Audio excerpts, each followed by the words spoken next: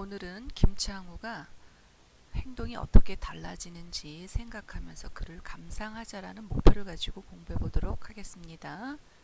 자, 우리 발단 부분에서는 어떤 내용이 나와 있어요? 발단 부분은 그 갱에 갇힌 지 16일 만에 살아나온 후 여러 취재 기자들한테 질문을 받고 또 그런 김창우와 가족들의 모습이 나와 있죠.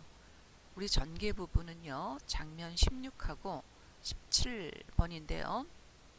전개 부분은 163쪽 11번째 줄부터 168쪽 끝부분까지입니다. 16, 17에 해당되는 내용이죠.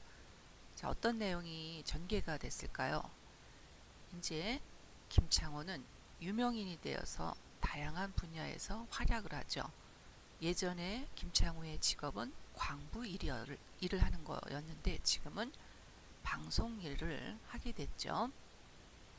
자, 장면 16번을 보겠습니다. 자, 16번의 내용은 뭐냐? 처음으로 방송에 출연하게 된 김창호의 모습이 나와 있죠. 실제로 방송에 출연하면서 김창호는 좀 우스꽝스러운 면모를 보여주는데요. 우리 이 글의 특성인 우리 풍자적이다라는 모습 담겨있는 부분이 16번에 많이 나와 있죠. 그래서 그런 내용을 중심으로 우리 살펴보겠습니다. 자, 163쪽 17번째 줄부터 18번째 줄에 보면요. 실제로 관객이 치게 하면 좋다. 자, 그 방송에서 박수를 치게 하는 것이 나와 있죠. 이 관객이라는 거는요. 연극에서는 현장에서 배우와 직접적으로 소통할 수 있는 부분이 되겠습니다. 공연에서 영향을 주는 요소라고 할 수가 있죠. 그래서 반응을 보이면서 연극에 관객이 참여를 할 수 있게 하는 부분이 되겠죠. 그래서 실제로 관객이 치게 하면 좋다라는 것은 연극에 있어서 공연에 영향을 주는 요소라고 볼 수가 있습니다. 그 다음에 여기 고만두 박사 나와 있죠. 이 고만두 박사라는 인물은 유명한 평론가죠. 그런데 이름은 고만두, 직책과 잘 어울리지 않는 우스꽝스러운 이름이 나와 있죠. 이 이름 자체에서도 이 풍자적인 요소가 우리가 볼 수가 있습니다.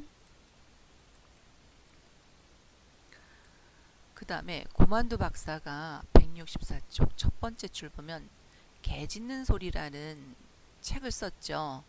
평론가라는 저명한 지식인과 잘 어울리지 않은 우스꽝스러운 제목, 역시 풍자적인 요소가 담겨 있죠. 그 다음에 코미디언 이상복 씨가 나와 있죠. 그 이상복 씨의 별명은 뭘까요? 삽살개죠. 164쪽 두 번째 줄에 나와 있는 부분인데요. 고만두 박사가 쓴 개 짖는 소리라는 책 제목하고 이상복 코미디언이었죠. 그분의 별명이 묘하게 연결되어서 웃음을 주는 부분이라고 볼 수가 있습니다. 그 다음에 끝으로 오늘의 특별 손님, 지난 10월서부터 10월 22일, 자, 이 부분을 한번 우리 교과서로 살펴볼까요?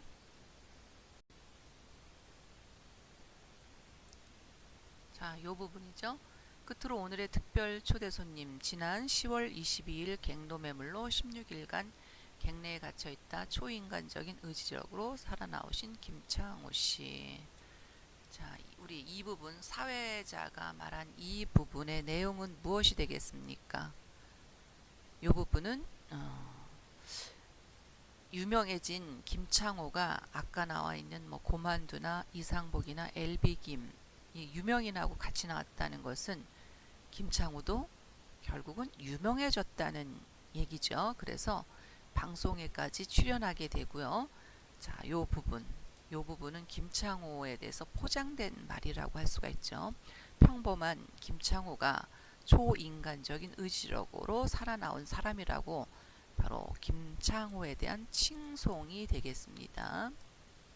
굉장히 포장을 그럴싸하게 해준 것이죠.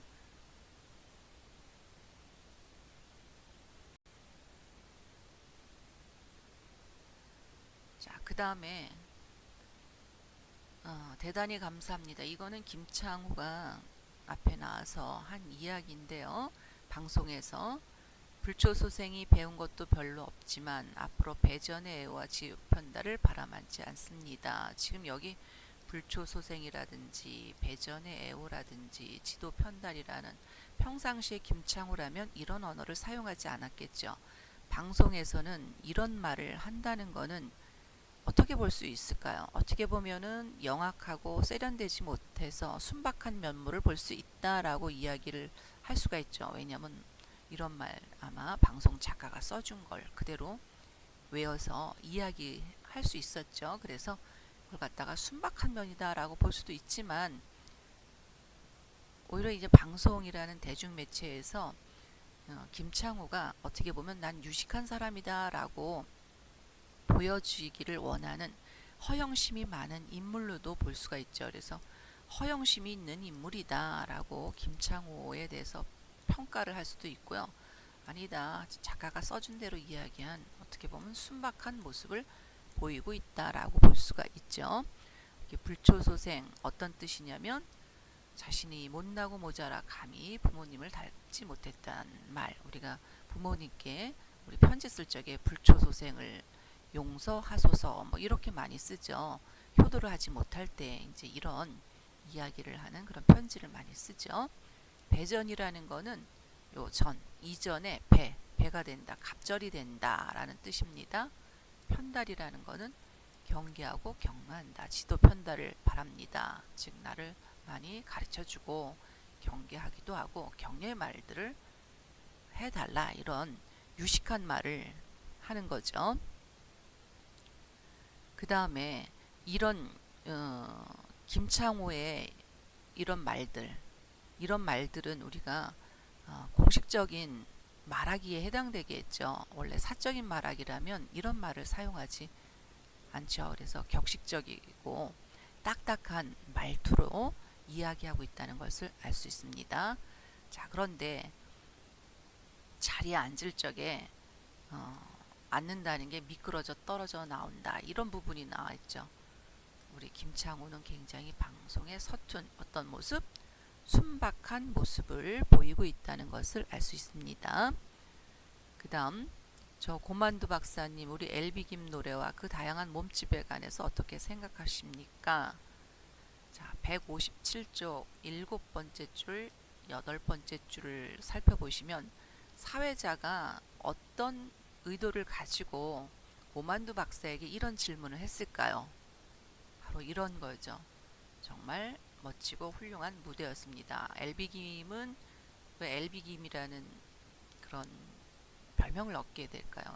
별명이라기보다도 엘비김이라는 이름의 가수죠. 한국의 엘비스 프레슬리라 유명한 미국 가수죠. 그 이름을 따서 엘비김이라고 했는데 이미 한국에서 유명한 가수죠. 엘비김은요. 이렇게 멋지고 훌륭한 무대였습니다라고 사회자는 기대를 하고 고만두 박사에게 어떻게 생각하냐고 물어봤는데 자, 우리 고만두 박사의 대답이 가관이죠. 어떻게 이야기를 했습니까?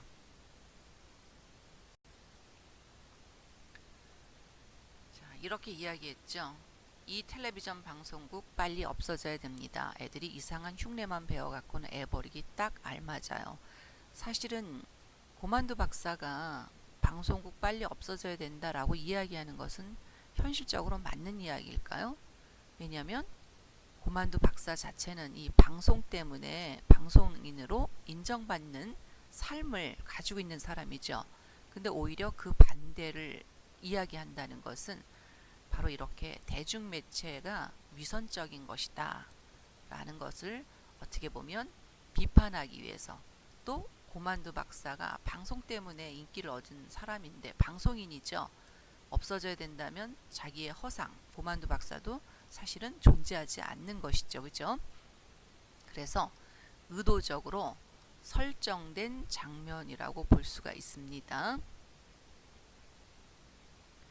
그래서 사회자가 고만두 박사에 대고 이야기를 하죠. 165쪽 14번째 줄에 바로 방송의 위선적인 모습을 드러내기 위한 것이죠. 고만두 박사에게 어떤 말을 했을까요? 그런 말은 말고 뭐 좋은 말을 해달라 이렇게 사정사정 했겠죠. 그래서 고만두의 진심과는 관련 없이 방송에서는 긍정적인 모습을 보여주기를 부탁하는 그런 내용의 귓속말을 하게 되죠. 그래서 조연출이다. 다시 시작합시다. 미안합니다. 미안합니다. 라고 하는 15번째 줄 이야기는요. 고만두 박사가 방송에 대해서 결국 비판한 말은 내보내지 않겠다는 의도죠. 그래서 미안합니다. 라고 이야기했죠. 그래서 사회자가 뭐라고 이야기합니까? 박사님께서는 최근에 작곡에도 손을 대셨다고 들었습니다. 아까의 질문을 하지 않았죠. 즉 화제를 바꾸게 되는 거죠. 부정적인 대답을 듣지 않기 위해서 의도적으로 화제를 돌렸다고 보면 됩니다. 그런데 작곡에 손을 댔는데 그 노래를 한 작곡의 노래를 한 가수의 이름이 참 안 좋아. 지금 여기 이름들이 고만두, 또 이상복은 별명이 뭘까요? 삽살개, 개 짖는 소리하고 어울리는 그런 이름을 가지고 있죠. 안 좋아. 이 이름도 우스꽝스러운 이름이죠. 아주 풍자적인 요소가 있는 부분인데요. 좋지 않다라고 풀이할 수 있는 이름이 되겠습니다. 그 다음에 그 곡의 제목은 제발 히트해 다오. 이것도 역시 간절히 부탁한다는 그런 뜻의 우스꽝스러운 제목이 되겠죠. 자, 이런 고만두 박사의 작곡 이야기가 나오고요. 그 다음에 이야기가 쭉 나오다가 이제 누가 나옵니까? 김창호가 노래를 부르는 부분이 나와 있죠. 음정이 맞지 않은 우스꽝스러운 노래 모두 배꼽을 잡고 웃는다. 자, 김창호는 이 지금 우스꽝스러운 행동을 많이 보여주고 있죠. 그래서 결국은 상황에 잘 어울리지 않는 김창의 모습이 이런 지시문을 통해서 나와 있죠. 우리 희곡에서는 해설, 대사, 지시문 이렇게 세 가지 요소로 나오죠. 지시문이라는 건 이렇게 행동이나 어떤 무대의 장치 등을 설명을 해주는 부분이죠. 말로. 이런 지시문을 통해서 우리가 김창호의 성격은 좀 순박한 면도 나타나 있고요. 그 다음에 대중매체에 빠져서 나타나 있는 모습을 통해서 이 글의 주제인 비판적인 모습, 비판적인 성격을 드러내 있다고 볼 수가 있습니다. 자, 그러면요. 김창호가 카메라 앞에서 하는 말과 처음에 기자들 앞에서 하는 것을 비교해 보면 처음에는 기자들이 이야기했을 때는 굉장히 당황하고 그래서 건성으로 대답했죠. 그런데 이제 대중매체에 빠져서 그 즐거움에 빠지다 보니까 대중매체가 요구하는 공식적인 말투, 유식한 말투를 하게 되죠. 그리고 또 대중매체가 요구하는 모습, 인기를 얻기 위해서 이런 우스꽝스러운 모습을 보여주는데 급급하다는 것을 우리가 알 수 있습니다. 오늘 강의는 여기까지입니다. 이상입니다.